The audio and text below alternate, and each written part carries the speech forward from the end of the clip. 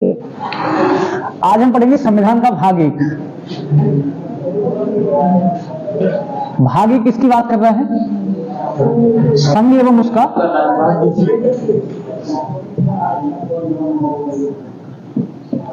राज्य क्षेत्र। अनुच्छेद कहां से कहां तक है? अनुच्छेद 1 से लेकर है 4 तक। ये आपको ध्यान रखना है, भले ही आपको अनुच्छेद ना याद रहे लेकिन आपको विषय याद होना चाहिए कि कौन से भाग में क्या दिया गया है, क्योंकि डायरेक्ट फिर क्वेश्चन पूछ लेता है वहां से। ठीक, तो भाग एक में दिया है संघ एवं उसका राज्य क्षेत्र। पीछे हमने अनुसूची वाला जब क्लास पढ़ा था तो वहां बताया था कि चाहे अनुसूची आपसे पूछे पहली, चाहे आपसे पहला भाग पूछे और चाहे आपसे पहला क्या पूछे, अनुच्छेद पूछे, सब में क्या बताओगे आप? संघ एवं उसका राज्य क्षेत्र। तो भाग एक किसकी बात कर रहा है? संघ एवं उसकी राज्य क्षेत्र की बात कर रहा है। अनुच्छेद 1 से लेकर 4 तक इसमें दिया गया है। अनुच्छेद कितने हैं? 1 से लेकर 4 तक, 4 अनुच्छेद इसमें है। आर्टिकल 1 में क्या दिया गया है? तो फिर वही आ जाएगा संघ एवं उसका राज्य क्षेत्र। ठीक, संघ राज्य क्षेत्र के बारे में बात कर रहा है भाग एक। उसका आर्टिकल पहला भी किसकी बात कर रहा है? संघ एवं उसका राज्य क्षेत्र की बात कर रहा है। इसका मतलब क्या है संघ एवं उसका राज्य क्षेत्र? तो संघ का मतलब तो ये हो गया कि जो भारत की व्यवस्था है वो कैसी व्यवस्था है? संघीय व्यवस्था है। भारत में जो व्यवस्था स्थापित की गई है वो कैसी है? संघीय व्यवस्था है। अनुच्छेद ये कह रहा है कि जो भारत है वो राज्यों का एक क्या होगा? संघ होगा। अब संघ और कई बार ऑप्शन में देते थे भारत जो राज्यों का है एक समूह है। इन दोनों में बेसिक अंतर क्या है? जैसे आप अमेरिका के संविधान को जब आप देखते हैं तो अमेरिका के संविधान में क्या है? जो अमेरिका है वो राज्यों का एक समूह है। भारत क्या है? राज्यों का एक संघ है। और संघीय व्यवस्था का प्रावधान कब से प्रारंभ हुआ था? 1935 में संघीय सरकार का गठन होना था लेकिन नहीं हो पाया। ठीक, पीछे के 1935 के अधिनियम हमने पढ़े हैं। अनुच्छेद ये कह रहा है कि जो भारत है वो राज्यों का एक संघ है। संघ का मतलब ये हुआ कि जो भारत है उसमें से किसी भी राज्य को भारत से अलग होने का कोई भी अधिकार नहीं है। अगर समूह होता तो उनमें से कोई भी राज्य कभी भी चाहता तो भारत के संघ से क्या हो जाता? अलग हो जाता। तो एक तो ये संघ आपको पता होना चाहिए, आपको संसदीय व्यवस्था पता होना चाहिए, आपको गणतंत्र प्रणाली, लोकतांत्रिक प्रणाली, इनमें बड़ा बेसिक अंतर है। और पिछली बार जब पीटी का एग्जाम था उसमें संघीय व्यवस्था पूछा था, कुछ बच्चे संसदीय व्यवस्था लगा के चले आए थे। ठीक, तो जब तक आपको ये बेसिक चीजें नहीं पता कि संसदीय व्यवस्था क्या है, संघीय व्यवस्था क्या है, तब तक आप क्वेश्चन सही तरीके से सॉल्व नहीं कर सकते। संघ का मतलब कि राज्यों का एक समूह है, राज्यों का एक संघ है जिनमें से किसी भी राज्य को अलग होने का कोई अधिकार नहीं है। फिर बात करता है उसके राज्य क्षेत्र की बात कर रहा है। राज्य क्षेत्र की जब हम बात करते हैं तो बात करते हैं सीमा विस्तार की, कि भारत की जो सीमा है पूर्व में कहां तक है, पश्चिम में कहां तक है, उत्तर दक्षिण में, इसका भौगोलिक विस्तार की बात करता है। आप ऐसे समझ लो। ठीक, आपसे पूछा जाता है तो आपने ज्योग्राफी में पढ़ा कि भारत का सबसे पूर्वी राज्य कौन सा है? अरुणाचल। फिर पूछा जाए सबसे पश्चिमी राज्य कौन सा है? गुजरात। उत्तर में आपसे पूछा जाएगा तो कौन सा है सबसे उत्तरी? जम्मू कश्मीर। और दक्षिण में सबसे नीचे कौन है? तो तमिलनाडु। आप कहां? कन्याकुमारी। या राज्य की बात करेंगे तो कौन सा हो जाएगा? तमिलनाडु। ठीक, साइड में केरल है, केरल के नीचे अगर आपने मैप देखा होगा सही से तो नीचे तमिलनाडु है। केरल थोड़ा साइड में है, उसके नीचे तमिलनाडु, दोनों के बीच में इस तरह से कर्नाटक है ऊपर। ठीक, तो जो कन्याकुमारी जो अंतिम नीचे पॉइंट पड़ता है वो कहां है? तमिलनाडु। तो ये क्या हो गया? भारत के भौगोलिक विस्तार हो गया। इस भौगोलिक विस्तार की जानकारी किसमें है? अनुच्छेद 1 में। तो अनुच्छेद 1 में पहले तो ये कहा गया कि राज्यों का एक संघ है जिसमें से किसी भी राज्य को इस संघ से अलग होने का कोई भी अधिकार नहीं है। और दूसरा ये है कि इसका भौगोलिक विस्तार कहां से कहां तक है, पूर्व से पश्चिम तक कहां है, उत्तर से दक्षिण तक कहां है। सीधे सीधे समझ लो, सीमा निर्धारण कर रहा है और हमारे राज्यों का विवरण दे रहा है अनुच्छेद 1। ठीक, अब क्या कोई भी चीज जो होती है वो स्थिर नहीं होती। जैसे मान लो आप आजादी से पहले चले जाओ तो गांधी जी का कथन था कि अगर भारत का विभाजन होगा तो मेरी लाश पे होगा। बहुत सारे नेता ही नहीं चाहते कि भारत का विभाजन हो, लेकिन विभाजन हुआ। उसकी भौगोलिक सीमा में क्या हुआ? परिवर्तन हो गया और 2 तरह के पाकिस्तान बनाए गए थे कि आपने पीछे ज्योग्राफी में पढ़ा था जब हम पश्चिम बंगाल को, पूर्वी बंगाल को पढ़ रहे थे, बांग्लादेश को, तो आपने पढ़ा था कि जो बांग्लादेश आपको दिखाई दे रहा है वर्तमान में वो कभी विभाजन के समय पूर्वी पाकिस्तान के नाम से जाना जाता था। और जो वर्तमान में आपको पाकिस्तान दिखाई दे रहा है ये पश्चिमी पाकिस्तान के नाम से जाना जाता था। फिर ये इंदिरा गांधी के शासनकाल में बांग्लादेश को स्वतंत्र करा दिया गया तो वो बांग्लादेश कहलाया। ठीक, तो कभी भी क्या हो सकता है? चेंज हो सकता है। भौगोलिक जो स्थिति है किसी भी देश की, उसमें क्या हो सकता है, कभी भी चेंज हो सकता है। तो उस भौगोलिक स्थिति में चेंज करने के लिए संविधान को कैसा रखा गया, थोड़ा लचीला टाइप का रखा गया है। ठीक, लचीला क्या रखा गया है कि हमारा जो संविधान है इसमें नई चीजों को जोड़ा भी जा सकता है, नए भौगोलिक क्षेत्रों को, और जो भौगोलिक क्षेत्रों को आप निकाल भी सकते हैं। अगर किसी भी प्रकार की आपको प्रशासनिक असुविधा हो रही है तो आप उसमें से उस क्षेत्र को क्या कर सकते हैं, निकाल सकते हैं, जिसके तहत हमने कुछ क्षेत्र बांग्लादेश को दिया था।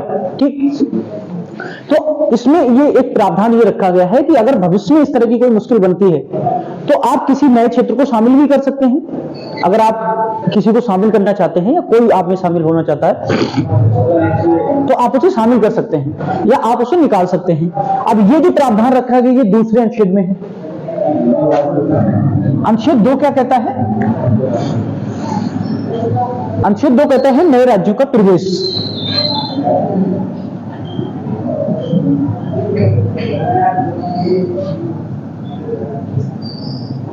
अब देखो 2 और 3 में बहुत ही बारीक सा अंतर है और कई बार बच्चे क्या करते हैं, पढ़ने में गलत कर देते हैं और आंसर भी क्या हो जाता है इसका, गलत हो जाता है। 2 कह रहा है नए राज्यों का प्रवेश और 3 क्या कह रहा है, नए राज्यों का गठन। जो वर्तमान राज्य हैं, वर्तमान राज्यों के नाम, क्षेत्र व सीमा में परिवर्तन। अब देखो सबसे पहले अनुच्छेद 2 और अनुच्छेद 3 में अंतर क्या है। अनुच्छेद 2 ये कह रहा है कि नए राज्यों का प्रवेश मतलब हमें कुछ ऐसा शामिल करना है जो हमारे पास पहले से नहीं है। हम मान लो दूसरे देश से या कुछ भौगोलिक क्षेत्र शामिल करना चाहें या हम दूसरे देश को शामिल करना चाहें या कोई अन्य राज्य क्षेत्र शामिल करना चाहते हैं तो वो किसके तहत किया जाएगा, अनुच्छेद 2 के तहत। जैसे मान लो कल को हमारी सेना या हमारे देश किसी अन्य देश पे अधिकार कर ले, जैसे मान लो थोड़ी देर के लिए पाकिस्तान पे अधिकार कर ले रहे हैं, पाकिस्तान पे कर लो, उसमें क्या है ही क्या, उसमें तो नहीं करो वही सही है। मतलब भारत की आर्थिक स्थिति क्या हो रही, गड़बड़ आ जाएगी। हाँ, तो अगर मान लो भविष्य में कभी ऐसा होता है कि आप पाकिस्तान को शामिल करना चाहें तो वो किसके तहत होगा, अनुच्छेद 2 के तहत, क्योंकि ये वो सारी चीजें जो हमारे पास पहले से नहीं है, आप नया कुछ एडॉप्ट करना चाहते हैं वो किसके तहत होगा, अनुच्छेद 2 के तहत। अगर आपको जो है उसी में परिवर्तन करना है तो वो किसके तहत होगा, अनुच्छेद 3 के तहत होगा। जैसे मान लो उत्तर प्रदेश से एक राज्य बना उत्तरांचल, उत्तरांचल जो बाद में उत्तराखंड के नाम से जाना गया, ठीक, तो उत्तर प्रदेश से उत्तराखंड का जो गठन हो रहा है वो किसके तहत, 3 के तहत। इसी तरह से आपने देखा होगा बिहार से एक राज्य कटके गया था झारखंड, मध्य प्रदेश से कटा था छत्तीसगढ़। इसी तरह से अभी एक नया राज्य बना था लेटेस्ट सबसे बाद में 2014 में तेलंगाना। तो जो नए राज्यों को गठन हो रहा है वो किसमें बात कर रहा है, अनुच्छेद 3 में। लेकिन आपको यह ध्यान रखना है कि आप इसमें कुछ नया नहीं जोड़ रहे हैं, जो हमारे पास है उसी में क्या कर रहे हैं, परिवर्तन कर रहे हैं। वर्तमान राज्यों के जो नाम है उनमें आप परिवर्तन कर सकते हैं। जैसे मान लो पुडुचेरी पहले नाम था, फिर पौंडीचेरी उसका नाम हुआ, मुंबई पहले प्रांत हुआ करता था बंबई करके, फिर उसका नाम मुंबई हुआ, फिर उसमें से राज्यों का विभाजन हुआ तो महाराष्ट्र और गुजरात नाम 2 नए राष्ट्र बने, नए राज्य बने। ठीक, इसी तरह कोलकाता पहले कलकत्ता होता था, फिर कोलकाता हुआ। हाँ, तो ये जो सारे नाम वगैरह परिवर्तन करने हैं, आपको सीमा में परिवर्तन करना है, वो किसके तहत होगा, अनुच्छेद 3 के तहत। ठीक, तो बहुत ज्यादा इसमें कुछ नहीं है। आर्टिकल 2 बहुत ज्यादा आसान है कि अनुच्छेद 2 में क्या है, संघीय में उसका राज्य क्षेत्र है। आर्टिकल 1 संघीय में उसका राज्य क्षेत्र है। आर्टिकल 2 में नए राज्यों का प्रवेश की बात कर रहा है, आप अलग से कुछ शामिल करना चाहते हैं। और आर्टिकल 3 में नए राज्यों को गठन व वर्तमान राज्यों के नाम, क्षेत्र व सीमा में परिवर्तन है। यहाँ एक शब्द लिखा हुआ है नए, यहाँ भी लगा है नए राज्य, तो इसमें कंफ्यूज मत होना। गठन की जब हम बात करते हैं तो अपने अंदर की बात करते हैं, प्रवेश की हम बात करते हैं तो बाहर से जब कुछ चीजें शामिल कर रहे होते हैं उसकी बात करते हैं। क्या नाम है, रजनीश, समझ में आ गया, कोई दिक्कत तो नहीं है, दीपक, ठीक। अब बात करते हैं अगला जो आर्टिकल, इसका लास्ट आर्टिकल है वो कौन सा है, 4। इसे आप सही से समझना, आर्टिकल 4 क्या कहता है। आर्टिकल 4 ये कहता है कि जो 2 और 3 के तहत, देखो संविधान में बाकायदा वहां लिखा हुआ है अनुच्छेद 1 में, अनुच्छेद 1 में लिखा कि वर्तमान में भारत में 28 राज्य व 8 केंद्र शासित प्रदेश हैं। जब भी इसमें परिवर्तन होगा तो संविधान में वो चीज क्या करनी पड़ेगी, आपको परिवर्तन करनी पड़ेगी, चेंज करना पड़ेगा। लेकिन आपको पता है, जिन्होंने थोड़ा बहुत संविधान पहले पढ़ा है उन्हें पता है कि अगर संशोधन करना है तो आर्टिकल कौन सा है, आर्टिकल 368। संविधान में संशोधन कौन से आर्टिकल के तहत होता है, आर्टिकल 368 के तहत होता है। ठीक, लेकिन अगर आपको नए राज्यों का प्रवेश कराना है तो नए राज्यों का जैसे ही आप प्रवेश कराएंगे, आप मान लो थोड़ी देर को पाकिस्तान को अगर शामिल कर ले, तो आप नया प्रांत जरूर बनाएंगे, 1 2 3 जितने भी प्रांत बनाना चाहे बनाएंगे। और जैसे ही नए राज्य नए प्रांत बनेंगे, प्रांतों की संख्या बढ़ेगी, तो आपको वहां अनुच्छेद जो 1 है उसमें क्या करना पड़ेगा, चेंज करना पड़ेगा। क्योंकि वहां जहां 28 लिखा है, वहां अगर 3 शामिल कर रहे हो तो 31 करना पड़ेगा, 2 शामिल कर रहे हो तो 30 करना पड़ेगा। इसी तरह आप जो यूटी होते हैं, यूनियन टेरिटरी या जो केंद्र शासित प्रदेश होते हैं, जैसे आपने देखा था एक बार 9 हो गए थे, 7 थे, 9 हुए, फिर 8 हो गए। तो ये जो भी परिवर्तन हो रहा है उसमें आपको लिखना पड़ेगा, वहां संविधान में चेंज करना पड़ता है। ठीक, तो नए राज्यों का प्रवेश करेंगे तब भी आपको करना पड़ेगा। या आपने अभी देखा था, जैसे पीछे बताया, उत्तराखंड का गठन हुआ, झारखंड का गठन हुआ, छत्तीसगढ़ का गठन हुआ, तब भी राज्यों की संख्या क्या हो रही, बढ़ रही है। और जैसे ही राज्यों की संख्या बढ़ेगी, आपको क्या करना पड़ेगा, संविधान में उसमें परिवर्तन करना पड़ेगा। लेकिन अनुच्छेद 4 ये कहता है कि 2 और 3 के तहत कितने भी आप परिवर्तन कर लो, इन्हें संविधान संशोधन के तहत गिना नहीं जाएगा। और अनुच्छेद 368 के तहत जितने भी परिवर्तन होंगे वो सब संविधान संशोधन में गिने जाएंगे। ठीक, तो ये कह रहा है कि इसके तहत जो संशोधन हो रहे हैं अनुच्छेद 368 के तहत, इन्हें गिना जाएगा। ठीक, आपको जहां भी इन 2 के अलावा, आप ध्यान रखना, इन 2 आर्टिकल के अलावा आप संविधान में कहीं भी चेंज करें, हल्का सा भी एक शब्द का भी चेंज करेंगे, तो वो किसके तहत होगा, 368 के तहत होगा। और 368 के तहत जो भी चेंज होता है उसे संविधान में काउंट किया जाता है संशोधन के रूप में। लेकिन अगर 2 के तहत नए राज्य का प्रवेश कर रहे हो या 3 के तहत नए राज्यों का गठन कर रहे हो, और अगर संख्या कम बढ़ रही है, तो आपको लिखना तो पड़ेगा यहां संशोधित करके, लेकिन उस बात को आप संविधान संशोधन में काउंट नहीं करेंगे। ये बात किसमें कही गई है, आर्टिकल 4 में। आर्टिकल 4 ये कहता है कि आर्टिकल 2 व आर्टिकल 3 के जो परिवर्तन हैं, इन्हें संविधान संशोधन नहीं माना जाएगा। संविधान संशोधन नहीं माना जाएगा, ये किसमें कह रहा है, आर्टिकल 4 में कह रहा है। ठीक, तो ये 4 आर्टिकल ही, इसको बहुत ज्यादा आपको रटने की जरूरत नहीं है, बस आपको ये 2 आर्टिकल में थोड़ा सा बेसिक डिफरेंस आपको याद रखना है, बस इससे ज्यादा कुछ नहीं। ठीक, नमस्ते, खुश। तो ये 4 आर्टिकल हैं, इन्हें आप एक बार से दोबारा से देख लो। संघ में उसका राज्य अनुच्छेद 1, नया कुछ प्रवेश कराना अनुच्छेद 2, अनुच्छेद 3 में नए राज्यों का गठन, और 4 ये कह रहा है कि इन 2 के जो परिवर्तन है वो परिवर्तन नहीं माने जाएंगे। महत्वपूर्ण है आर्टिकल, लेकिन हमें नहीं लग रहा है कि ये रखने वाले आर्टिकल हैं। हाँ, जो संविधान संशोधन संख्या बताई जा रही है, 105 जो संविधान संशोधन हो चुके हैं, वो संख्या इसमें काउंट नहीं होगी। ठीक, जैसे दूसरा संविधान संशोधन, अब ये नहीं कि अब जैसे मान लो उत्तर प्रदेश से हम विभाजन करेंगे तो कौन सा आर्टिकल के, अब जिससे पूछे वही बताएगा। रजनीश बताओ, अगर मान लो उत्तर प्रदेश से नया राज्य बनाना है, तो इनमें से कौन सा आर्टिकल काम करेगा उसमें, आर्टिकल 2 कौन सा काम करेगा, आर्टिकल 3 काम करेगा। अगर उत्तर प्रदेश में आप विभाजन करके नया कुछ बनाते तो आर्टिकल 3 काम करेगा। किसी भी राज्य को, उत्तर प्रदेश ही नहीं, किसी भी राज्य को आप अगर बांट रहे हैं, विभाजन कर रहे हैं, चेंज कर रहे हैं, तो वो आर्टिकल 3 काम करेगा। और अगर आप दूसरे देश को शामिल कर रहे हैं, जैसे मान लो भूटान को हमने शामिल कर लिया, तो दीपक बताएंगे कौन सा आर्टिकल काम करेगा, आर्टिकल 2। अगर मान लो हम दूसरे देश को शामिल कर रहे हैं अपने राज्य क्षेत्र में, तो 2। ठीक, दूसरा ये कि जरूरी नहीं आप किसी देश को शामिल कर लें, इसमें एक थोड़ी बेसिक चीज ये भी समझ लो कि आप जरूरी नहीं किसी अन्य देश पे ही अधिकार करें, ऐसी निगेटिविटी रखनी दिमाग में, ऐसा नहीं है। जैसे आप ज्योग्राफी पढ़ते हैं तो पढ़ते हैं 12 नॉटिकल मील, 12 समुद्री मील तक जो अधिकार होता है वो उस राज्य का होता है, समुद्री सीमा में, या उस देश का होता है। भारत का अधिकार है 12 नॉटिकल मील तक, 12 समुद्री मील तक। अगर मान लो किसी कारण से नए द्वीप का निर्माण हो जाए, नए द्वीप का निर्माण हो जाएगा, समुद्र का जल स्तर कम हो और वहां किसी तरह की अशुद्धियां जमा हो जाए, तो नए द्वीप का एक निर्माण हो गया, एक बड़े द्वीप का निर्माण हो गया। बड़े द्वीप का निर्माण हो गया तो सरकार वहां कुछ बस्तियां बसाना चाहती है, और बस्तियां बसाई जाएंगी तो उसे एक नया नाम दिया जाएगा। और जब भी इस तरह के नए राज्य का प्रवेश होगा तो आर्टिकल किसमें आएगा, 2 में आएगा, क्योंकि वो पहले से हमारे पास नहीं था, वो नया निर्माण हुआ है। नहीं, वो नहीं 12 नॉटिकल मील जो होता है वो समुद्री सीमा भौगोलिक स्थिति में उसमें शामिल नहीं है। ठीक है, ध्यान रखना, ये केवल उन्हीं राज्यों में परिवर्तन कर सकते हो, ये नया आ गया उसमें। ठीक, अगर आप वो किसी से लगा हुआ है या किसी राज्य में शामिल कर लोगे तो भले ही काउंट ना होगा, लेकिन वो इस तरह से अगर नया स्टेट आप बना रहे हो, नई बस्ती वहां बना रहे हो, तो आर्टिकल 2 में वो काउंट होगा। ये सिक्किम तो अलग प्रकार का है। सिक्किम इस तरह का एक राज्य बन गया था जो पहले भारत में इस तरह का राज्य नहीं था, जैसे सह राज्य का दर्जा दिया गया था, वो श्रेणी ही नहीं थी हमारे राज्यों में इसी तरह की, क्योंकि हमारे राज्यों में 2 तरह की श्रेणी है, या तो वो पूर्ण राज्य होगा या केंद्र शासित प्रदेश होगा। इसके अलावा तीसरे राज्य तो आपने पढ़े नहीं होंगे। तो जो सिक्किम बनाया गया था वो शहर राज्य अलग प्रकार के एक राज्य बनाया गया, तो फिर उसे समाप्त भी कर दिया गया, अगले ही वर्षों से समाप्त कर दिया गया, पूर्ण राज्य भी बना दिया गया। ठीक, ये हो गया आपके आर्टिकल 1 से लेकर 4 तक। अब इसमें आपको पढ़ना है राज्य पुनर्गठन अधिनियम 1956 में जो आया था, राज्य पुनर्गठन अधिनियम। जब भारत आजाद हुआ और आजादी के बाद क्या हुआ, बहुत सारी दिक्कतें शुरू हुई भाषा को लेके, क्षेत्र भौगोलिक क्षेत्र को लेके और प्रशासनिक सुविधा को लेके बहुत सारी दिक्कतों का सामना करना पड़ा। और उन्हीं दिक्कतों में एक सबसे बड़ी जो दिक्कत थी वो थी भाषा। जैसे आप हिंदी भाषा का जब विकास पढ़ते हैं तो आप एक फार्मूला आपने पढ़ा होगा, त्रिभाषा फार्मूला। और त्रिभाषा फार्मूला इसलिए लाया गया था कि जो हमारी हिंदी है उसे राष्ट्रभाषा बनाया जा सके, लेकिन वो ऐसा संभव नहीं हो सका, हिंदी राष्ट्रभाषा नहीं बन पाई और उसे एक राजभाषा के रूप में स्वीकार किया गया।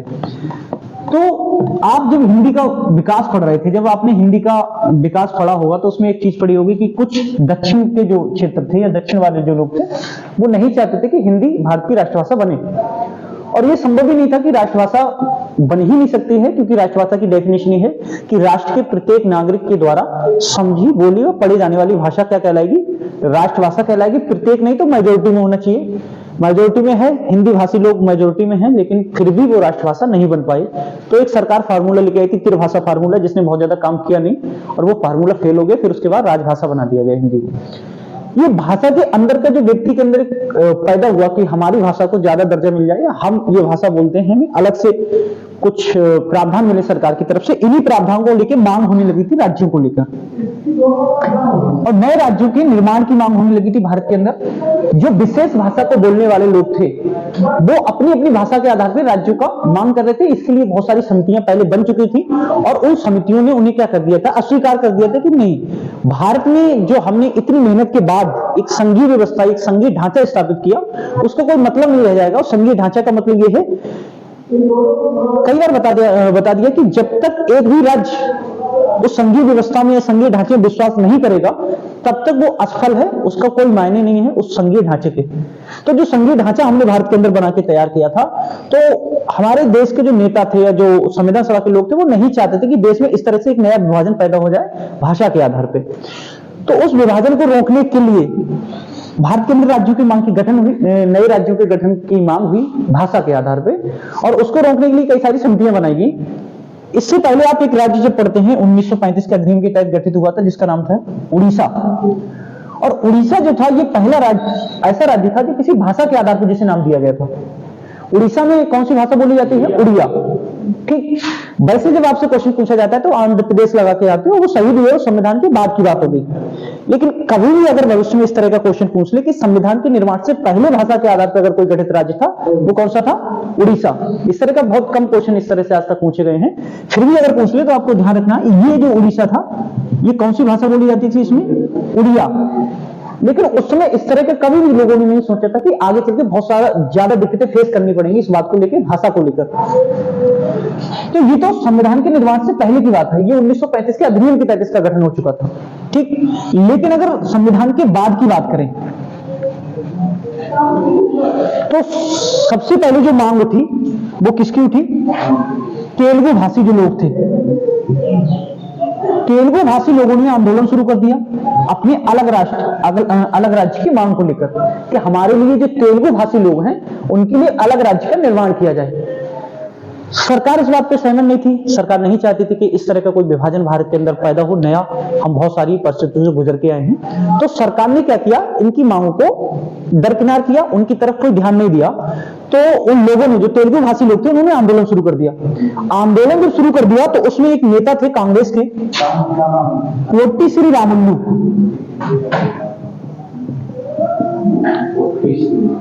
और ये जो नेता थे पोट्टी श्रीरामुलु, इन्होंने क्या कर दिया, धरना दे दिया। धरना पे ये अनशन पे बैठे थे और उसी अनशन के दौरान इनकी क्या हो गई, मृत्यु हो गई पोट्टी श्रीरामुलु की। ठीक, 1953 में। अब जब कोई आंदोलन इस तरह का होता है, जब किसी व्यक्ति की मृत्यु हो जाती है अनशन के दौरान, इसमें थोड़ा सा बाद में ना करेक्ट करवा देंगे, अभी आप इधर सुन लो, बाद में करेक्ट करवा देंगे। ठीक है, उसमें थोड़ी सी ये वाला जो पेज है उसने एडिट नहीं किया है, तो उसमें कई सारी डेट वगैरह मिस है, वो बाद में एडिट करवा देंगे। उसकी तरफ ध्यान मत दो, आप बोर्ड की तरफ ध्यान दो। तेलुगु भाषी लोगों ने आंदोलन शुरू किया। आंदोलन में कांग्रेस के जो नेता थे पोटी श्रीरामुलु, उनकी क्या होगी, मृत्यु हो गई 1953 में। 1953 में जब पोटी श्रीरामुलु की मृत्यु हो गई तो ये सरकार के सामने बहुत बड़ा चैलेंज हो गया कि अब अगर इस तरह का आंदोलन बहुत बड़े स्तर पर अगर हो गया तो बहुत सारी दिक्कतें देश में शुरू हो जाएंगी। तो सरकार ने जल्दबाजी में एक नए राज्य का गठन कर दिया और राज्य का नाम था आंध्र प्रदेश। और 1953 में आंध्र प्रदेश का गठन हुआ, जो भाषा के आधार पर गठित होने वाला पहला राज्य बन गया। तो एक तो क्वेश्चन ये बन गया आपका कि भाषा के आधार पर गठित होने वाला पहला राज्य कौन सा बन गया, आंध्र प्रदेश। इससे पहले बताया था कि कई सारी कमेटी गठित हो चुकी थी, इसमें से एक आयोग था जिसका नाम था राज्य पुनर्गठन एस के धर की अध्यक्षता में, धर आयोग जिसे कहते हैं। ठीक, इस आयोग का गठन कब किया गया था, 1947 में डॉक्टर राजेंद्र प्रसाद ने किया था। उस समय डॉक्टर राजेंद्र प्रसाद संविधान सभा के अध्यक्ष डॉक्टर राजेंद्र प्रसाद ने एस के धर की अध्यक्षता में एक आयोग का गठन किया। न्यायमूर्ति थे एस के धर, और एस के धर ने जो अपनी इस आयोग ने जो अपनी रिपोर्ट दी, आयोग का मतलब आप लोग समझते हैं कमेटी, कमेटी मतलब इसमें एक से अधिक लोग शामिल होंगे और जो किसी चीज को लेकर जांच करते हैं, जांच करने के बाद अपनी रिपोर्ट प्रस्तुत करते हैं कि क्या ऐसा होना चाहिए या नहीं होना चाहिए। फिर जो रिपोर्ट प्रस्तुत की जाती है उन पर सरकार या जो संबंधित संस्था जो भी होती है वो विचार करती है और उनकी बात को माना जाता है। लेकिन जरूरी नहीं कि सारी बातें मानी जाए, वो सरकार की इच्छा पर भी निर्भर करती है। एस के धर आयोग ने अपनी रिपोर्ट प्रस्तुत की, 1947 में गठन हुआ था और इसमें एस के धर आयोग ने मना कर दिया था कि भाषा के आधार पर राज्यों का गठन भारत के अंदर नहीं होगा। आप भौगोलिक स्थिति के आधार पर, आप प्रशासनिक सुविधा के आधार पर राज्यों को गठन कर सकते हैं। जैसे मान लो उत्तर प्रदेश से उत्तराखंड का गठन अगर आपसे पूछा जाए तो वो भौगोलिक स्थिति के आधार पर हुआ है कि उत्तर प्रदेश से जो पर्वतीय क्षेत्र था उसे काट के क्या बना दिया गया, उत्तराखंड।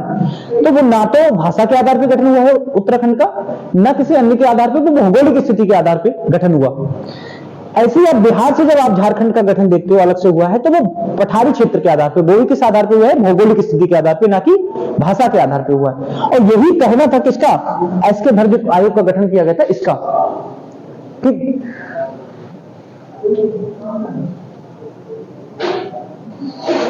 इसमें ज्यादा ही मिस्टेक दी गई है उसमें। ठीक, एस के धर आयोग का जो गठन हुआ उसकी यही सिफारिश थी कि भाषा के आधार पर गठन ना हो। फिर 1948 में एक और कमेटी बनाएगी और इस कमेटी का नाम था जेवीपी कमेटी। इस जेवीपी कमेटी में 3 लोग शामिल थे। एक तो जवाहरलाल नेहरू, बी से क्या हो जाएगा, वल्लभ भाई पटेल, और पी से क्या हो जाएगा, पट्टाभी सीतारमैया। पट्टाभी सीतारमैया का नाम आपने पीछे कई बार सुना होगा। गांधी जी ने अपने कैंडिडेट बनाया था सुभाष चंद्र बोस के खिलाफ में और ये इलेक्शन हार गए थे। ठीक, वही वोट ये है पट्टाभी सीतारमैया। हाँ, तो जवाहरलाल नेहरू, वल्लभ भाई पटेल और पट्टाभी सीतारमैया ये किसके सदस्य थे, जेवीपी कमेटी के 3 सदस्य थे। ये भी इसमें नहीं लिखा है ना, ठीक, ये बाद में एडिट करवा देंगे। जवाहरलाल नेहरू, वल्लभ भाई पटेल और पट्टाभी सीतारमैया। एक नई कमेटी बनाई गई थी कांग्रेस की तरफ से जिसका नाम क्या था, जेवीपी कमेटी। 1948 में का गठन हुआ। इस कमेटी ने जब अपनी रिपोर्ट प्रस्तुत की तो इसने भी मना कर दिया कि भाषा के आधार पर राज्यों का गठन नहीं होना चाहिए। ठीक, इसके बाद ये आंदोलन शुरू हुआ था और उस आंदोलन के दौरान इनकी मृत्यु हो गई। 1953 में आंध्र प्रदेश नाम के नए राज्य का गठन हो गया। लेकिन जैसे ही आंध्र प्रदेश का गठन हो गया, वैसे देश में बहुत सारे आंदोलन होने लगे। किसको लेके, नए राज्यों के गठन को लेके कि भाषा के आधार पे और नए राज्यों का गठन किया जाए। और सरकार को फिर बहुत सारे चैलेंज इसके दौरान फेस करने पड़े। तो फिर सरकार ने कहा कि इसका क्यों ना एक स्थायी समाधान निकाला जाए। और सरकार ने उस स्थायी समाधान के रूप में एक नए आयोग का गठन किया। न्यायमूर्ति उस समय थे फजल अली, और उन फजल अली की अध्यक्षता में एक नए आयोग गठित हुआ जिसमें 3 सदस्य थे और उस आयोग का नाम क्या है, फजल अली आयोग। अब ये जो फजल अली आयोग है इससे बहुत ज्यादा महत्वपूर्ण क्वेश्चन बन जाते हैं, ये महत्वपूर्ण भी है बहुत ज्यादा।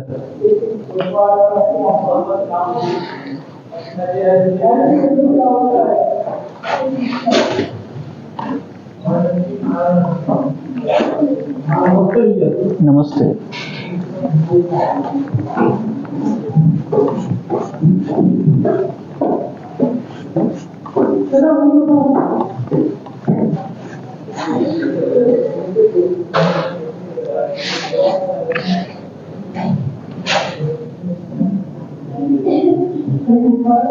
फजल अली आयोग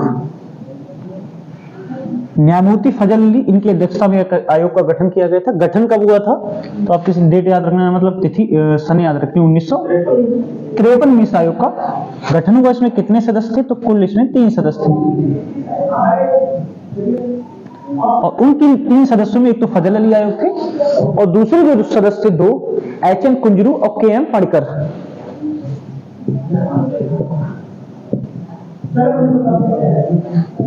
और के.एम. पढ़कर, इनके नाम आपको ध्यान रखना है, चाहे तो साथ साथ ही आप उसमें नोट कर लो। ठीक, तो कुल कितने सदस्य हैं? 3 सदस्य हैं। 3 सदस्य में एक तो अध्यक्ष हो गए, यही फजल अली इसके अध्यक्ष थे, और 2 अन्य सदस्य थे। एक आपको ध्यान रखना है कि जब भी इस तरह का पूछा जाए कि किसी भी कमेटी में कितने सदस्य थे, तो आप कभी भी ऐसा मत करना कि उसके अध्यक्ष को उससे अलग कर दो। जो अध्यक्ष होता है वो उस कमेटी आयोग का सदस्य होता है, सदस्य में से ही एक को अध्यक्ष बना दिया जाता है। ठीक, तो एच.एन. कुंजरू और के.एम. पड़कर ये 2 अन्य सदस्य थे, और तीसरे सदस्य कौन थे? फजल अली। ठीक, इसलिए इस आयोग का नाम था, ये इसके अध्यक्ष थे तो इसका नाम रखा गया फजल अली आयोग। इसका गठन 1953 में हुआ था। इसने जो अपनी रिपोर्ट प्रस्तुत की वो प्रस्तुत की 1955 में। इसने काम किया, इसने अध्ययन किया कि क्या भारत के अंदर इस तरह से राज्यों का गठन हो। तो इसने जो अपनी रिपोर्ट प्रस्तुत की थी वो कब की थी? 1955 में। 1955 में फजल अली आयोग ने अपनी रिपोर्ट प्रस्तुत की, और रिपोर्ट में फिर ये कहा गया कि भारत के अंदर इस तरह का काम करना आवश्यक है, राज्यों का पुनर्गठन करना आवश्यक है। और इसी आयोग की सिफारिश पे एक अधिनियम पारित हुआ जिसका नाम है राज्य पुनर्गठन अधिनियम 1956। अब इसमें से देखो आपको याद क्या रखना है, कई बार क्या होता है हम चीजों को मिक्स कर देते हैं। राज्य पुनर्गठन अधिनियम अलग चीज है और फजल अली आयोग अलग चीज है। ठीक, ये एक कमेटी बनाई गई है 3 लोगों को मिला के। ये कमेटी इस बात को तय करेगी कि क्या भारत के अंदर राज्यों का गठन हो भाषा के आधार पर या ना हो। ये तो एक कमेटी हो गई। कमेटी जरूरी नहीं उसकी सिफारिश को मान लिया जाए, जरूरी नहीं है उस कमेटी की सिफारिश के बाद भारत में राज्यों का पुनर्गठन हो। तो ये जो फजल अली आयोग है ये कमेटी है, आयोग है, और उस आयोग ने जो सिफारिश दी है उस कब पेश की थी? 1955 में अपनी रिपोर्ट प्रस्तुत की। तो सरकार को लगा कि जो आयोग ने अपनी रिपोर्ट प्रस्तुत की है इस पे काम किया जाए और ये रिपोर्ट सही है। जब सरकार को ऐसा लगा तो सरकार ने उस पर क्या किया? काम किया, और एक नया अधिनियम पारित हुआ भारतीय संविधान, भारतीय इतिहास में। उसे किस नाम से जाना जाता है? राज्य पुनर्गठन अधिनियम। और राज्य पुनर्गठन अधिनियम कब आया था? 1956 में। अब जो नए राज्यों को आपको स्थापना मिल रही है, नए राज्यों का जो गठन मिल रहा है भारत के अंदर, जैसे आप केंद्र शासित प्रदेश देखते हो, पूर्ण राज्य देखते हो, ये 1956 से पहले इस तरह की व्यवस्था भारत के अंदर नहीं थी। ये हुआ क्यों? ये हुआ 1956 के राज्य जो अधिनियम आया उसके बाद में। ये राज्य पुनर्गठन आयोग का मतलब है फजल अली आयोग। हाँ, आप ये कह सकते हैं कि राज्य पुनर्गठन आयोग जो है वो फजल अली आयोग है। फजल अली आयोग को बहुत अच्छा क्वेश्चन तुमने किया है कि फजल अली आयोग को दूसरे अन्य किस नाम से जान सकते हैं, तो इसे राज्य पुनर्गठन आयोग के नाम से जा सकते हैं। लेकिन आयोग और अधिनियम दोनों अलग होते हैं। अभी बताया था कि आयोग कोई कमेटी हो सकती है, अधिनियम होता है संसद के द्वारा पारित की गई कोई विधि, कोई विधान, उसी को क्या कहते हैं? अधिनियम। और अधिनियम तभी मतलब लागू होता है जब संसद के द्वारा क्या कर दिया जाता है? पारित। उससे पहले उसके कोई मायने नहीं होते हैं। ठीक, तो ये अधिनियम तब बन गए जब संसद ने उसे क्या कर दिया? पारित कर दिया था 1956 में। उस आयोग का गठन या तो फजल अली आयोग देगा या राज्य पुनर्गठन आयोग आपको दे देगा इसका नाम। ठीक, ये बढ़िया क्वेश्चन था। अब जब ये अधिनियम पारित हो गया 1956 में, तो इससे पूर्व अगर आप देखेंगे तो उसमें 3 श्रेणियों के राज्य हुआ करते थे भारत के अंदर। और वो श्रेणी कौन सी थी? का, खा, ग और घा। 4 श्रेणियां थी। का, खा, ग और घा। ठीक, इन 4 श्रेणियों में 4 तरह के राज्य रखे गए थे। अब इसे क्लासिफाई करना बहुत थोड़ा मुश्किल है कि कौन कौन से 4 राज्य किसमें होंगे। जैसे अभी आप देख लेते ना, अब 2 ही तरह के हैं। तो जो चीज तुम्हारे पास होती है उससे रिलेट करके, तो जैसे जो चीज उपलब्ध होती है ना, और कुछ चीजें ऐसी होती है जो पूर्व में हो चुकी होती है, उनके बारे में थोड़ा कल्पना करना मुश्किल होता है, उन्हें क्लासिफाई करना थोड़ा सा मुश्किल होता है। यहां से क्वेश्चन भी इस तरह कभी नहीं पूछा जाता है कि कौन कौन सी श्रेणी में आते हैं, तो फिर थोड़ा सा समझ लो। हो सकता है कहीं आपको, अगर आप बहुत ज्यादा डिटेल में पढ़ो तो थोड़ी चीजें इधर उधर मिल जाए। ठीक है, मैंने बता दिया था कि एग्जिट इसको डिफाइन करना थोड़ा सा मुश्किल है। का आप इस तरह के राज्य मान सकते हैं जैसे जो ब्रिटिश प्रांत के बड़े राज्य थे। ब्रिटिश प्रांत में उस समय आपने पढ़े थे 11 प्रांत थे, जी सर। 11 प्रांत पढ़े थे जब हमने 1937 में चुनाव पढ़े थे, तो 11 प्रांत पढ़े थे। ठीक, तो ऐसा समझ लो कि 11 ब्रिटिश प्रांत कहाँ में मान लिए हमने, कहाँ में हमने देसी रियासतें मान ली। देसी रियासत के दो तरह की श्रेणियां थी। एक तो बहुत बड़ी देसी रियासतें थी, जैसे बड़ौदा था, ठीक, बहुत ही गुजरात में जैसे जूनागढ़ था, हैदराबाद था, जम्मू कश्मीर था। ठीक, तो जो बड़ी देसी रियासतें थी उन्हें अलग श्रेणी में रखा गया था, छोटी देसी रियासतें अलग श्रेणी में। तो दो तरह की तो देसी रियासतों वाले राज्यों पे, एक बड़े प्रांत हो गए और तीसरे आप कह सकते हो जो चीफ कमीशन वाले क्षेत्र थे, इस तरह के हो गए।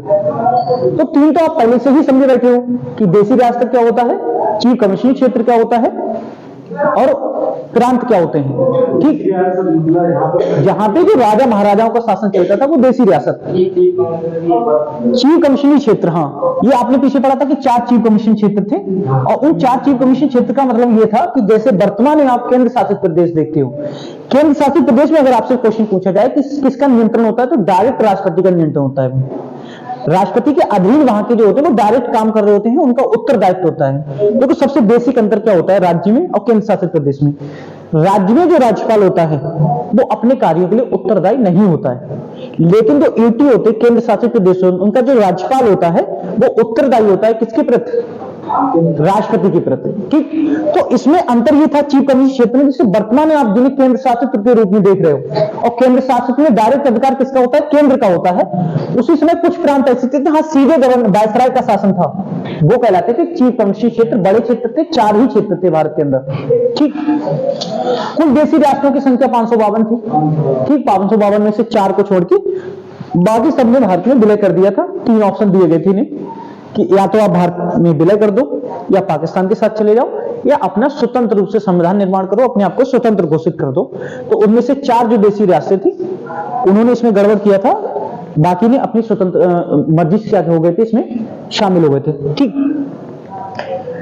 तो ये 3 तरह के जो राज्य थे, 4 श्रेणी के जो राज्य थे उस समय, का, ख, ग, घ, इस श्रेणी को समाप्त किसके तहत किया गया, राज्य पुनर्गठन अधिनियम 1956। अब ये क्वेश्चन आपसे पूछ सकता है कि जो संविधान में 4 तरह, मूल संविधान में कितने तरह के राज्य हैं, 4 तरह के राज्य। उन 4 तरह के राज्यों की श्रेणी कब समाप्त की गई, तो राज्य पुनर्गठन अधिनियम 1956 के तहत उन्हें समाप्त कर दिया गया। और जब इसे समाप्त किया गया, तो जब आप समाप्त करोगे तो नया कुछ लागू करोगे, और जब नया लागू हुआ तो उसमें कितना विभाजन हुआ, 14 तो राज्य बनाए गए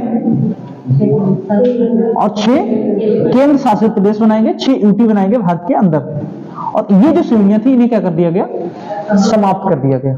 ठीक, और ये हुआ कब था, 1 नवंबर 1956 को। तो 1 नवंबर 1956 को 14 राज्य और 6 केंद्र शासित प्रदेशों का क्या हुआ, गठन हुआ, राज्य पुनर्गठन अधिनियम 1956 के तहत। और इसके तहत संविधान में एक संशोधन भी किया गया था, कौन सा, 7वां संविधान संशोधन। और 7वां संविधान संशोधन कब हुआ था, 1956 में। अब इधर ध्यान दो थोड़ा सा,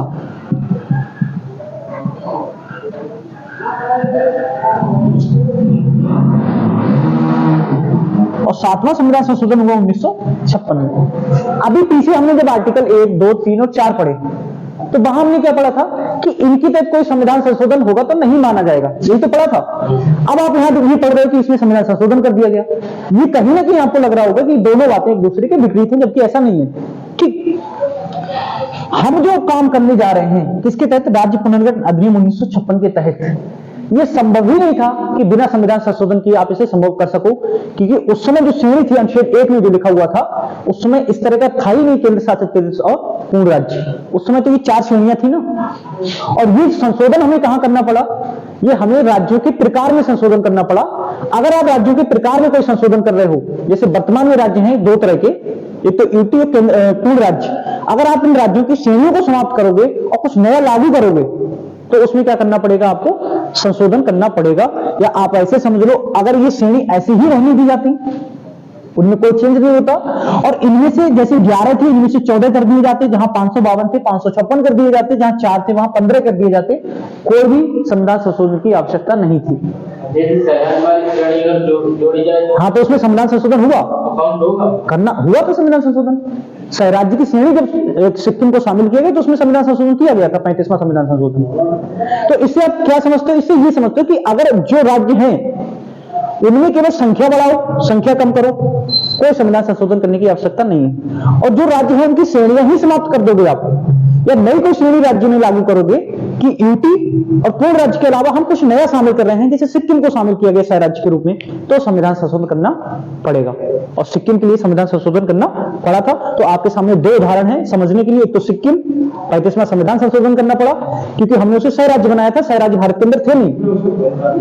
और फिर जो 36वां संविधान संशोधन हुआ उसमें पूर्ण राज्य बनाया गया। वो भी क्यों हुआ?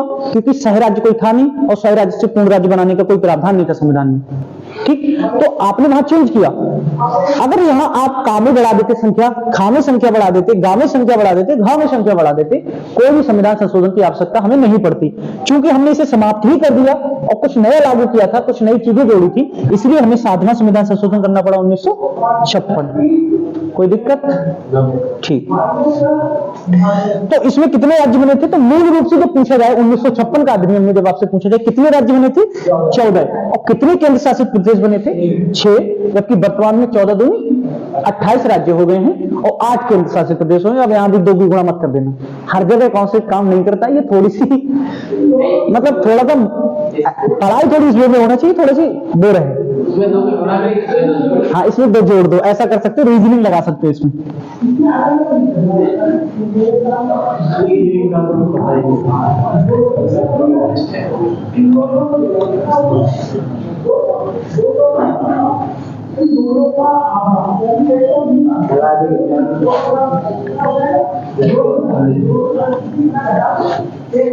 ठीक। अब क्या हुआ, इसके तहत धीरे धीरे भारत में जब अधिनियम बन ही गया तो नए राज्यों का गठन होना प्रारंभ हो गया। और सबसे पहले आपने पढ़ा आंध्र प्रदेश। आंध्र प्रदेश का गठन कब हुआ था? सबसे पहले गठन हुआ था 1953 में। आंध्र प्रदेश के बाद 2 नए राज्यों का गठन हुआ था, वो कौन सा? गुजरात और महाराष्ट्र।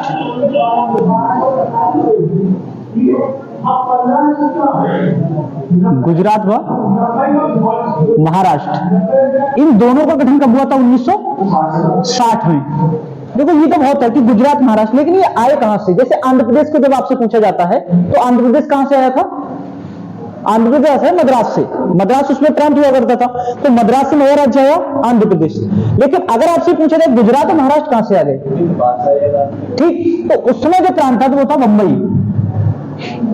और जो बंबई प्रांत था उसमें से काट के नए राज्य बनाए गए थे 2। उसका विभाजन कर दिया, बंबई को क्या कर दिया, समाप्त। तो गुजरात और महाराष्ट्र पहले किसके अधीन थे? बंबई प्रांत हुआ करता था, और उस बंबई प्रांत को समाप्त करके नया लागू कर दिया कौन सा? गुजरात व महाराष्ट्र। फिर अगला आपका कौन सा हुआ? नागालैंड। नागालैंड का गठन हुआ था 1963 में। अब आपसे पूछा जाए नागालैंड कहां से आ गया? तो पूर्वोत्तर भारत में ऐसा क्षेत्र जो नागा पहाड़ी का था, तो नागा पहाड़ी, नागा जनजाति और नागाई भाषा भी वहां है, तो उन सारी चीजों को एकत्रित किया गया। बोलो ये विशेष प्रकार के लोग हैं, इनके लिए अलग से वहां भी मांग हो रही थी, नागालैंड का गठन हो गया। फिर अगला आपका आया हरियाणा। हरियाणा का गठन कब हुआ था? 1966 में। किससे हुआ था? पंजाब से। हरियाणा किससे निकला था? पंजाब से। और उसके बाद आया आपका हिमाचल प्रदेश। हिमाचल प्रदेश कब आया? 1971 में। ठीक, कहां से आया ये भी पंजाब से। तो पंजाब से जो पर्वतीय वाले एरिया था उसे काट के क्या बना दिए गए? हिमाचल प्रदेश। अब आप पंजाब को आप 11 प्रांतों में आपने पढ़ा होगा। पहले जो 11 प्रांत थे उसमें पंजाब था, ये बड़े प्रांत थे। पंजाब था, मद्रास था, मुंबई था। अब उन्हीं में से हम क्या कर रहे हैं? डिवाइड कर रहे हैं, उन्हीं में से नए राज्यों का गठन कर रहे हैं। फिर अगला राज्य आता है सिक्किम।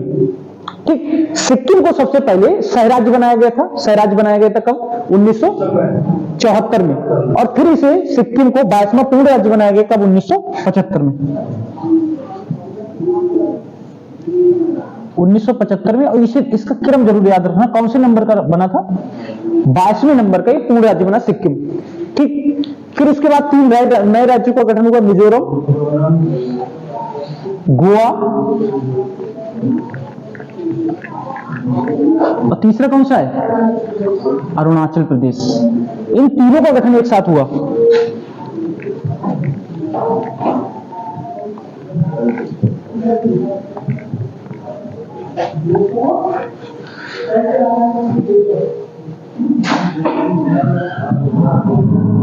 मिजोरम, गोवा और अरुणाचल कब हुआ था? 1987 में। ठीक, तो मिजोरम, गोवा, अरुणाचल प्रदेश का 1987 में, फिर छत्तीसगढ़। अब ये जो लास्ट वाले हैं ये बहुत महत्वपूर्ण है। जैसे छत्तीसगढ़ है, छत्तीसगढ़ का कब हुआ था? 1 नवंबर 2000। किससे बना था छत्तीसगढ़? मध्य प्रदेश से। दूसरा है आपका उत्तराखंड। कब हुआ था? 9 नवंबर 2000। किससे? यूपी से। और तीसरा आपका कौन सा है?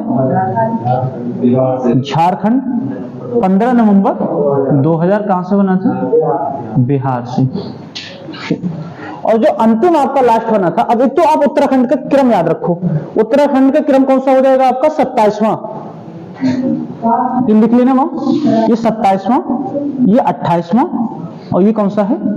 26वां। अब 29वां राज्य बना कौन सा? तेलंगाना। और तेलंगाना का गठन हुआ था 2 जून 2014। इसे करेक्ट कर लो, उसमें गलत प्रिंट हो गया। 2 जून 2014 को तेलंगाना जो 29वां राज्य बना था भारत का। ठीक, अब इधर आप ध्यान दो। अगर आपसे पूछा जाए वर्तमान में भारत में राज्यों की संख्या कितनी है, पहले आप इसे कंप्लीट कर लो, नोट कर लो ये।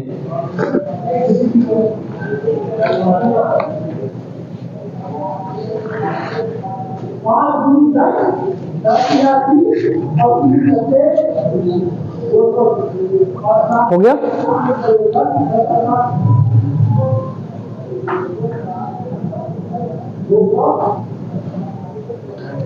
ठीक, अब इधर ध्यान दो। अगर आपसे पूछा जाए वर्तमान में राज्यों की संख्या कितनी है, तो आप कितनी बताएंगे? 28। लेकिन अगर पूछा जाए कौन से क्रम का है ये वाला राज्य, तो 29वें नंबर का है। ठीक, जम्मू कश्मीर का जो विभाजन हुआ, ठीक, तो जम्मू कश्मीर जो पहले राज्य की श्रेणी में आता था वो किसमें चला गया? यूटी में। और जैसे यूटी में गया तो वहां से एक राज्य की संख्या क्या हो गई? कम हो गई। राज्य की संख्या कम हुई तो जो 7 के शासित प्रदेश थे वहां कितने हो गए? 9, क्योंकि 2 यूटी शामिल हो गए। लेकिन फिर आपको पता है दमन दीव दादर नगर हवेली को जोड़ दिया गया। तो जो 9 हुए थे वो कितने हो गए? फिर से 8 हो गए। तो जब आपसे इसका क्रम पूछे कौन से नंबर के राज्य का गठन हुआ था, तो 29वां ही बताना है। लेकिन वर्तमान में राज्यों की संख्या कितनी है? 28। तेलंगाना कौन से नंबर का राज्य है? 29वें नंबर का। दोनों क्वेश्चन में अंतर है कि तेलंगाना कौन से नंबर का राज्य है? 29वें। लेकिन भारत में राज्यों की संख्या कितनी है? 28।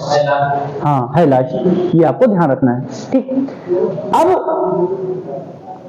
इस तरह से जब भारत में हमने राज्यों का विभाजन कर दिया तो कहीं ना कहीं हमारी सरकार को या जो हमारे उसमें राष्ट्रपति थे उन्हें ऐसा लगा कि भारत में हमने एक विभाजन कर दिया जिससे भारत के अंदर एक अखंडता को टूटने वाली मतलब स्थिति पैदा ना हो जाए। तो उसके लिए एक नया प्रावधान लाया गया जिसे हम किसके रूप में पढ़ते हैं? क्षेत्रीय परिषदों के रूप में पढ़ते हैं। ठीक, कुल कितनी क्षेत्रीय परिषद है? 5।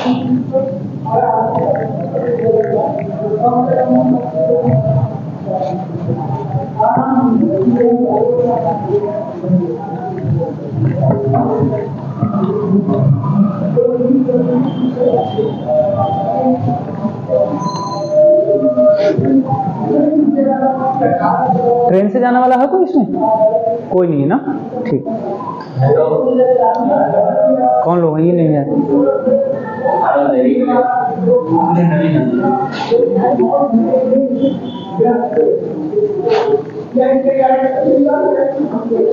क्षेत्रीय परिषदें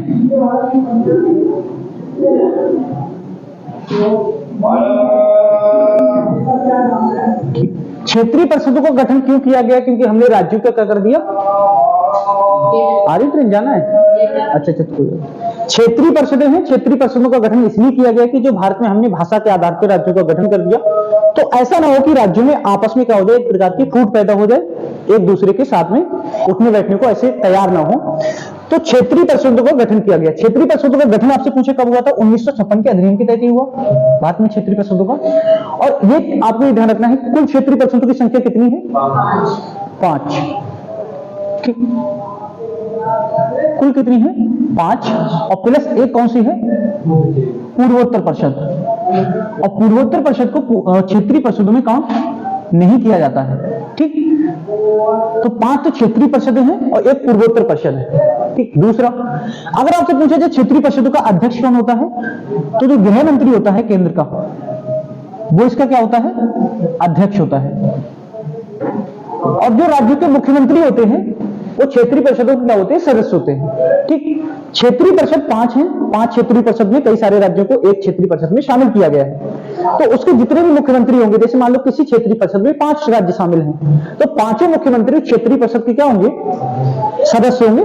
लेकिन सभी केंद्र जो परिषदें हैं उनका मंत्री कौन, अध्यक्ष कौन है, केंद्र का जो गृह मंत्री, केंद्र का गृह मंत्री आपको भी पता है कि कौन है इस समय, अमित शाह जी इस समय केंद्र के गृह मंत्री हैं। तो सबसे पहले आपको याद क्या रखना है, देखो आपको ना तो क्षेत्रीय परिषदों के सब राज्य याद रखने हैं, और याद करना भी बहुत आसान है, अगर आप याद करना भी चाहो तो बहुत आसान है। सबसे पहले उत्तरी क्षेत्रीय परिषद,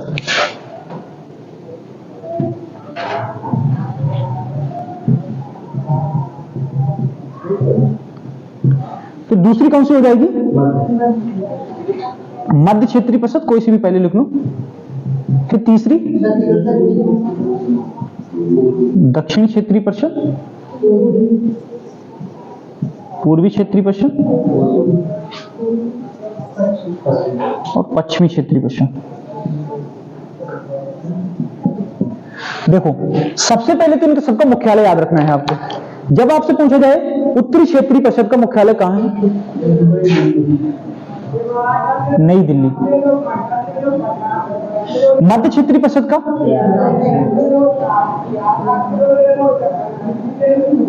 दक्षिणी क्षेत्रीय परिषद का कहां हो जाएगा, चेन्नई। पूर्वी का कहां हो जाएगा, कोलकाता। और पश्चिमी का क्या हो जाएगा, मुंबई। अब देखो कितना आसान है इसे याद करना, रटो, बिल्कुल नहीं रट सकते, कितना भी रट्टा मारो आप।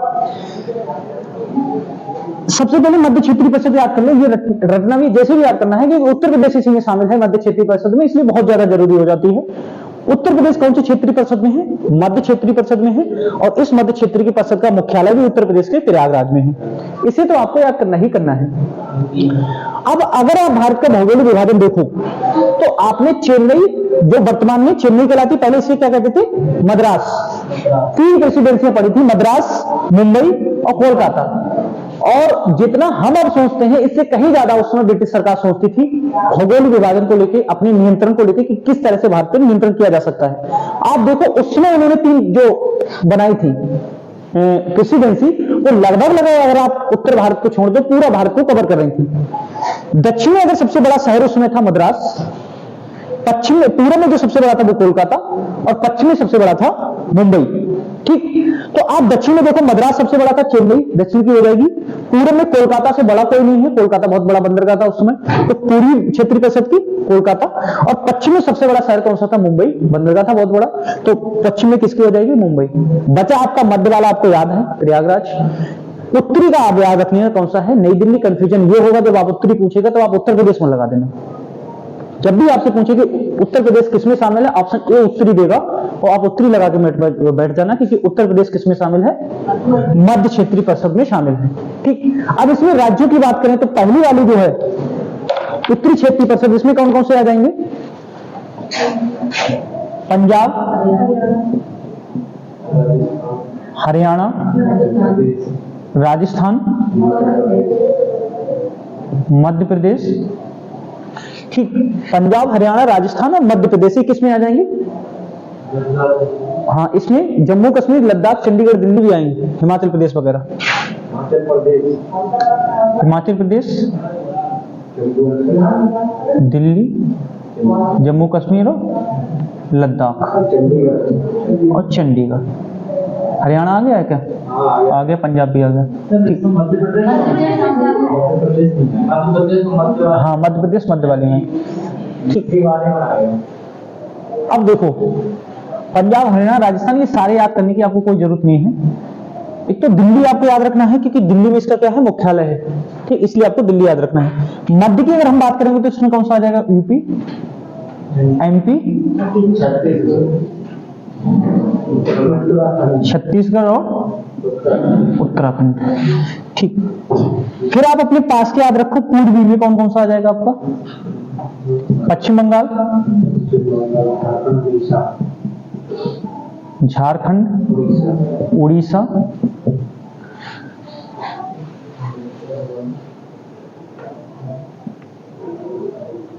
और बिहार। यही तो हम देख रहे थे कि बिहार नहीं है, गैस में बिहार भी है। ठीक, अब आप पश्चिम में आ जाए। पश्चिम में कौन कौन सा आ जाएगा आपका? गुजरात, महाराष्ट्र, गोवा,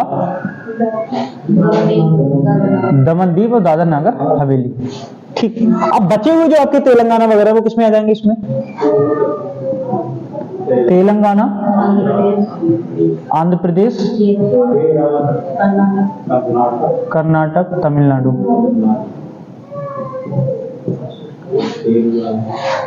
अब एक तो आपको ध्यान रखना है, हाँ पांडिचेरी भी आ जाएगा उसी में, चेन्नई वाले में। आपको बस इतना ध्यान रखना है इसमें से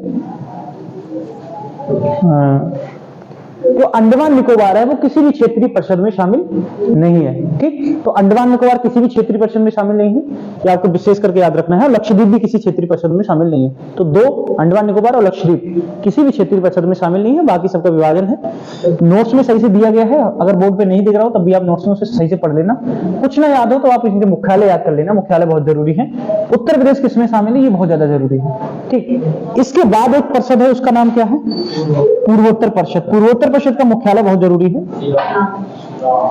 और इसका मुख्यालय है शिलांग। पूर्वोत्तर परिषद में कुल कितने राज्य आते हैं, ये बहुत ज्यादा पूछा जाता है। तो पूर्वोत्तर परिषद में कितने आ जाएंगे? 8। 8वें कौन आ जाएगा? पूर्वोत्तर के 7 सिस्टर जिन्हें हम बोलते हैं, और प्लस सिक्किम। तो 7 सिस्टर प्लस सिक्किम, 8 राज्य किसमें आ जाएंगे? पूर्वोत्तर परिषद में। पूर्वोत्तर परिषद का मुख्यालय कहाँ है? शिलांग में है। ठीक,